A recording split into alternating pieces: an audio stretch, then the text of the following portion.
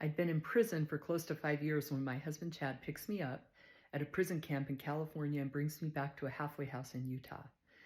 So I get to the halfway house and everything's just overwhelming to me. I haven't used a phone for years. I need to find a job and I need to get my driver's license because my driver's license is expired, right? So going to the DMV is scary.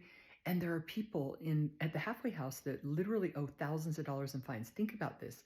If you've been locked up for 20 years and you go to get your driver's license, that's overwhelming.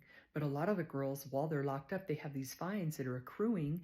And so when they get out, they have to pay their fines to go get their driver's license, which is another big nightmare. For me, I didn't have fines. So I finally go to the DMV and I get my driver's license. But before that, my sweet dad, my dad's like in his 70s, he would come pick me up in the morning to take me to my job. And it's hard to even find a job when you get out, but I found a job as a photographer and I'm doing school pictures of kids. So my dad would come pick me up and drive me sometimes 45 minutes in the morning to go take pictures and then pick me up and bring me back. And he's like, look, Portia, you've got to get your license and I'll get you a car. You can use one of my cars.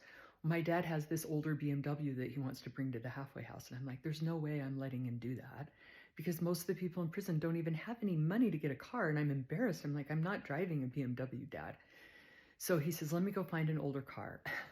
So he finds this old Nissan Altima. I think he paid like $700 for it. And it had a giant bullet hole in the side, in the driver's side door. So when he drops it off, there's just endless stories about the bullet hole. Like, how did your dad get that car? I said, oh man, my dad's an OG. He was driving. Somebody started shooting at him and he shot right through the door. I drove that bullet hole car for probably 2 years and got so, like, you can't even believe the stories that went with the bullet hole car. So that was a little bit of my first introduction back into society after spending 5 years in federal prison.